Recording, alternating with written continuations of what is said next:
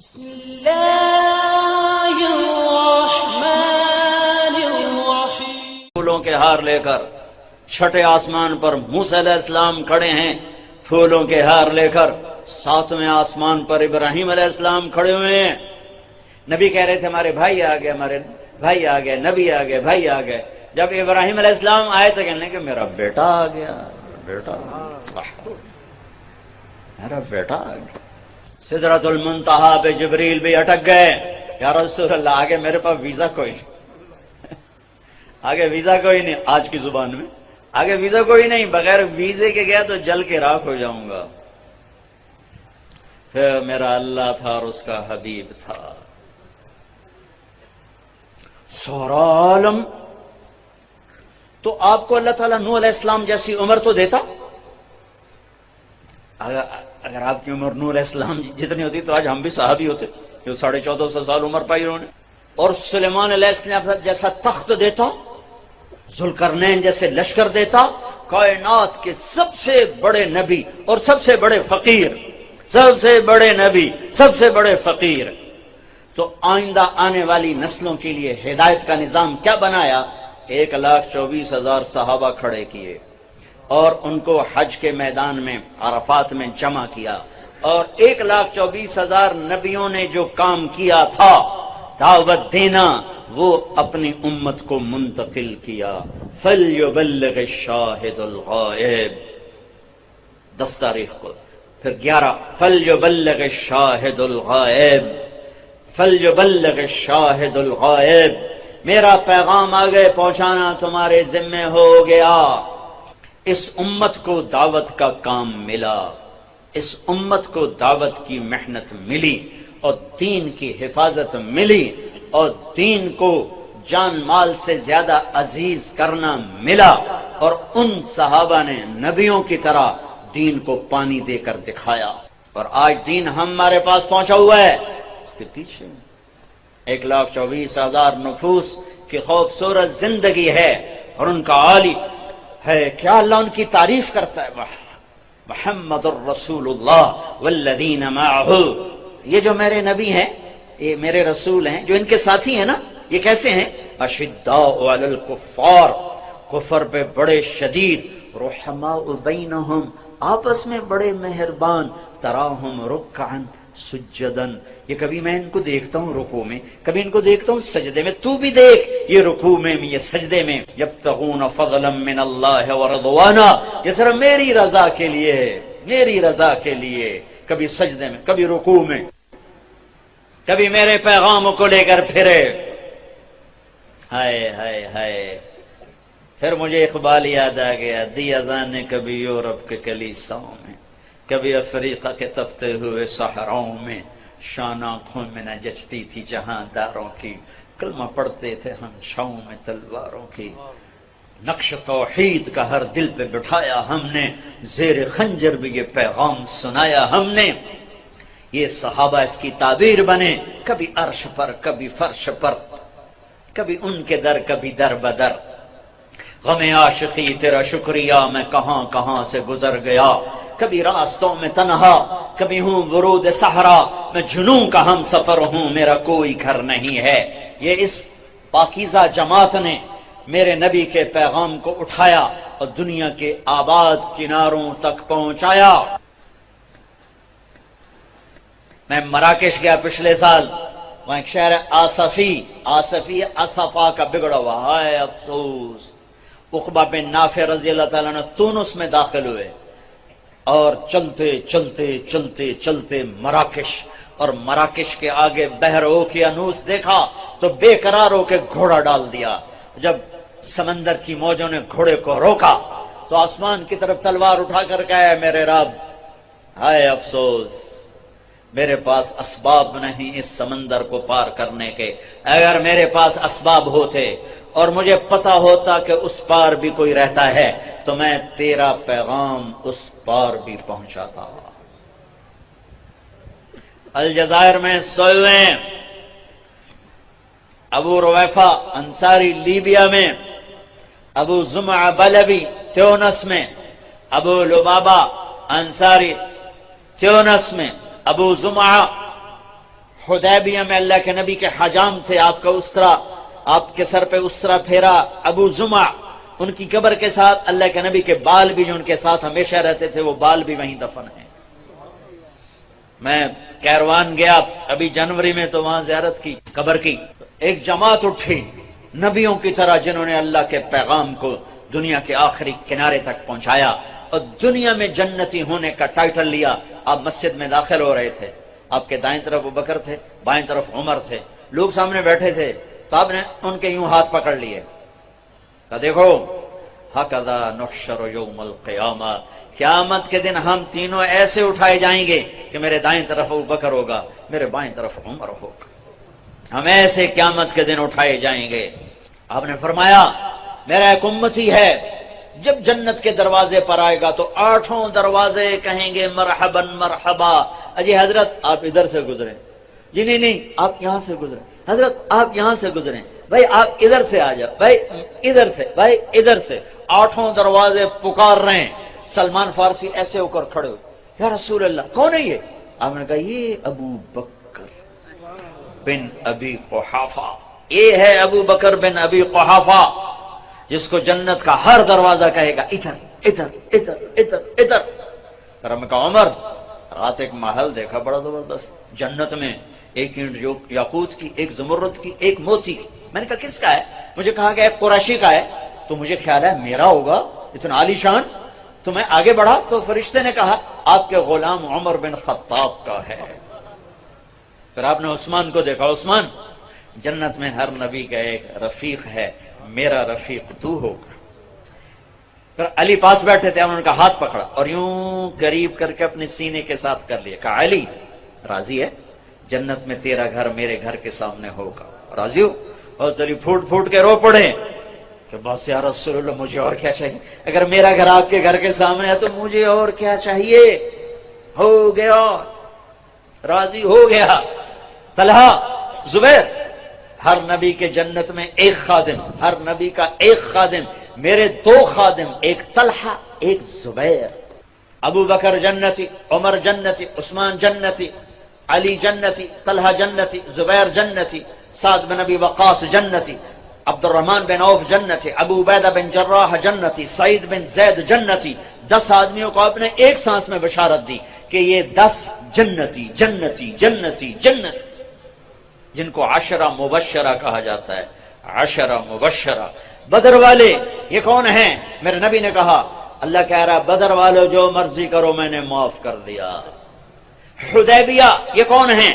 لقد رضی اللہ عن المؤمنین، میں حدیبیہ میں آپ کے ہاتھ پر بیعت کرنے والوں سے راضی ہو گیا۔ باقی سارے صحابہ کلن وعد اللہ الحسنى، میرا وعدہ ہے میرے محبوب تیرا کوئی صحابی جہنم میں نہیں جا سکتا، سب جنتی، سب جنتی۔ ایک جماعت تیار ہوئی، انہوں نے سینے سے لگا اور اللہ کے پیغام کو ہے جب اللہ کے نبی کا انتقال ہوا تو عرب مرتد ہو گئے، صرف مکہ، طائف، مدینہ 3 اسلام پہ باقی رہے، باقی سب نے اسلام چھوڑ دیا اور کانپ کے رہ گیا مدینہ۔ 1400 سال میں 2 آدمیوں کے بارے میں ایک بول کہا گیا جو میں سنانے لگا ہوں۔ 1400 سال میں صرف 2 آدمی، لولا ابو بکر لما عبد اللہ، اگر ابو بکر نہ ہوتے تو دین مٹ جاتا، اللہ کا کوئی ماننے والا نہ رہتا۔ پھر کوئی 200 سال کے بعد لولا احمد لما عبد اللہ، اگر احمد بن حنبل نہ ہوتے تو اللہ کا نام لینے والا کوئی نہ باقی رہتا۔ یہ 2 آدمیوں کے بارے میں تاریخ بولی ہے، سب کے فضائل ہیں، پر یہ لفظ 2 آدمیوں کو ملا ہے، ایک صدیق کو، ایک امام احمد بن حنبل کو۔ اس کے پیچھے پوری تاریخ ہے، ابھی موقع نہیں اس کے بیان کرنے کا، ایک پوری تاریخ ہے۔ سارا عرب مرتد ہو گیا، مدینہ ہل کے رہ، کانپ کے رہ گیا۔ ایک صدیق کا دم تھا جس نے مدینے کو بھی سنبھالا، ایمان والوں کو بھی سنبھالا، اور مرتدین کے سامنے بھی سیسا پلائی دیوار بن گئے، آخری چٹان بن گئے، اور ہر کفر کی آندھی کا رخ پھیر دیا۔ ہر ارتداد کے حملوں کا منہ موڑ کر انہیں ہوا منبثہ کر دیا. ایک دفعہ نکلے پھر دوبارہ نکلے، تیسری دفعہ نکلنے لگے تو حضرت علی نے گھوڑے کی لگام پکڑ کشم سیفک ولا تفجعنا بنفسک. ابوبکر، میں تمہیں اللہ کے نبی کا قول یاد دلاتا ہوں جو احد کی جنگ میں انہوں نے تمہیں کہا تھا، وہی آج میں تمہیں کہتا ہوں. اپنی تلوار نیچے کر لے، اپنی موت سے ہمیں تکلیف میں نہ پہنچا. تو مر گیا تو اسلام کا سنبھالنے والا کوئی نہ ہوگا. تو ابوبکر صدیق نے گھوڑے کی لگام چھڑائی، کہا علی میرے بارے میں مجھے کوئی نصیحت نہ کر، میں اپنے ہوتے ہوئے دین میں کمی برداشت نہیں کر سکتا. پھر نکل گئے یہاں تک کہ ایک سال ایسے گھومی ہے جنگ کی چکی، ایک پل چین نہیں تھا، لیکن ایک سال میں سارے ارتداد کی آگ کو ٹھنڈا کر دیا. اور پھر ایک سال کے بعد شام کی طرف، عراق کی طرف بھیجا ہے صحابہ کو اللہ کا پیغام دے کر کے جاؤ اقوام عالم کو اللہ کا پیغام. یہ فاتح بن کے نہیں نکلے تھے، ملک فتح کرنے نہیں نکلے تھے، یہ اللہ کا پیغام لے کر نکلے تھے. بھائیو، دنیا میں دین کے زندہ ہونے کا سبب نبیوں کی محنت دعوت، جس کو صحابہ نے زندہ کیا تو 3 بر اعظم میں اسلام کی شکلیں قائم ہو گئی. پھر امت نے بھلا دیا، اتنا بھلایا کہ بھولنا بھی بھول گئے. مدت ہوئی سیاد نے چھوڑا بھی تو کیا، تاب پرواز نہیں راہ چمن یاد نہیں. تبلیغ کا کام ایسا چھوٹا، دعوت نکلنے والے کو بھی نفع دیتی ہے، سننے والے کو بھی نفع دیتی. صدیوں کے بعد اللہ نے دعوت کا کام زندہ کیا، اور بر صغیر میں دعوت کبھی مٹی نہیں، انفرادی چلتی رہی. جبھی تو اسلام باقی ہے. اگر دعوت مٹ جاتی تو اسلام ہی مٹ جاتا، لیکن دعوت کا کام چلا انفرادی طور پر. اللہ کے نیک بندے جھنڈا اٹھا کے چلتے رہے. صدیوں کے بعد دوبارہ اس تبلیغ کا ذہن اللہ نے زندہ فرمایا. اس دعوت کی محنت سے ہر مسلمان کو یہ ذہن ملا کہ ہاں، دنیا میں دین کا پھیلانا بھی میرے ذمے ہے اور دین پر چلنا بھی میرے ذمے ہے. ابھی ذہن بنا ہے، ابھی عمل سے بہت دور ہیں، ابھی ذہن بنا ہے. یہ بھی بہت بڑی اچیومنٹ ہے کہ ذہن بنا ہے. کچھ تصور ہی نہیں تھا کہ ہم اللہ کو راضی کرنے کے لیے آئے ہیں. آخرت ہماری منزل ہے، اللہ ہماری منزل ہے، جنت ہمارا ٹھکانہ ہے، دنیا گزرگاہ ہے. کون جانتا تھا؟ نماز روزے تک بس اسلام رہ گیا تھا، حج عمرے تک اسلام رہ گیا تھا. شکاری نے چھوٹا سا آشیانے سے پرندہ انڈے سے نکلا ہی بچہ اٹھا لیا اور آ کر اپنے پنجرے میں بند کر دیا. ایک کوٹھالی میں پانی رکھ دیا، ایک کوٹھالی میں اس نے دانا رکھ دیا. اس کی آنکھ کھلی تو اس نے پانی اور دانا دیکھا. ایک چھوٹا سا پنجرا دیکھا، اس نے اسی کو اپنا آسمان سمجھا، اسی کو اپنی فضا سمجھا، اور دانے اور پانی تک جانا اپنی زندگی کی پرواز سمجھا. تو اسی میں وہ پروان چڑھ کے اسی کا وہ عادی ہو گیا.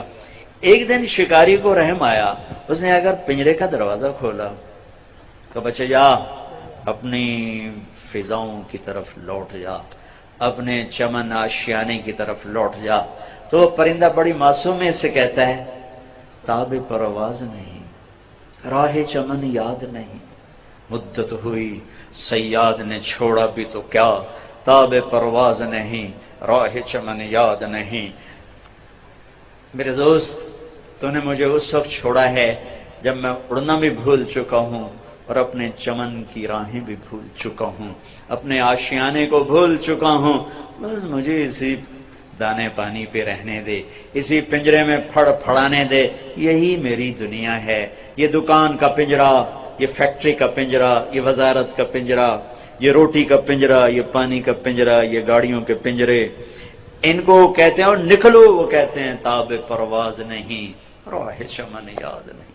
ایک فون آیا، میں روم سے واپس آ رہا ہوں پاکستان کے لیے. ایئرپورٹ پر فون آیا کہ جی میں ملک نعیم بول رہا ہوں، میری زندگی بدل گئی، میری زندگی بدل گئی. میں شراب بیچتا تھا، آپ بیان کر کے گئے، میں 2 راتیں سو نہیں سکا، میں نہیں سو سکا. آخر میں اپنے ضمیر کی آواز کو نہیں دبا سکا، میں نے سب کچھ توڑ پھوڑ دیا ہے اور میں نے سب ختم کر کے توبہ کی ہے. اور مجھے یوں لگتا ہے کہ میں نہا کے فریش ہو کے باہر آ گیا ہوں، مجھے سکون آ گیا، مجھے سکھ آ گیا ہے. کہو نہ پولی، جرم سے نفرت کرو مجرم سے نہیں، شراب سے نفرت کرو شرابی سے نہیں. جھوٹ سے نفرت کرو، جھوٹے سے نہیں، برائی سے نفرت کرو، برے سے نہیں، تو تمہیں بڑے بڑے ہیرے ملیں گے، بڑے بڑے ہیرے ملیں گے جو گندگی میں پڑے ہوئے ہیں، صرف ان کو دھو کے سجانے کی ضرورت ہے۔ جس انسان مرد عورت کے اندر کلمہ ہے وہ بہت قیمتی ہے، چاہے کوئی سٹیج پہ ناچ رہی ہے اور چاہے کوئی جوے کا اڈا چلا رہا ہے، اندر کہیں نہ کہیں اللہ کی چپ موجود ہے، کوئی جا کے ایکٹیویٹ کر دے، کہیں نہ کہیں محمد الرسول اللہ صلی اللہ علیہ وسلم والی چپ موجود۔ میرا اپنا کزن تھا، جوانی میں مر گیا، ساری زندگی پینے پلانا، اس کی گاڑی میں بیٹھا تھا، وہ چلا رہا تھا، میں پاس بیٹھا تھا، مجھ سے کہنے لگا طارق بھائی میں نے آج تک کبھی بیت اللہ کی طرف منہ کر کے تھوکا نہیں، میں نے اس کو ایسے دیکھا، اور اس کی نماز سال میں 2، عید الفطر عید البقر، یا میں کبھی پکڑ کے لے آ کے آؤ بھائی نماز پڑھ لیں بس، لیکن اندر میں چپ موجود ہے۔ مجھ سے کہنے لگا میں نے کبھی بیت اللہ کی طرف منہ کر کے تھوکا نہیں، مجھے شرم آتی۔ مسلمان کو ہلکا نہ سمجھو، جو جھوٹ موٹ سے بھی کہتا میں مسلمان ہوں، اس کو گلے سے لگا، تو میرا بھائی ہے، پھر اس کے اندر سے نکلیں گے جوہر۔ ہر ایک کو رد کرنا، ہر ایک کو رد کرنا، ہر ایک سے نفرت کرنا۔ میرا ملک جل گیا ہے نفرتوں کی آگ میں۔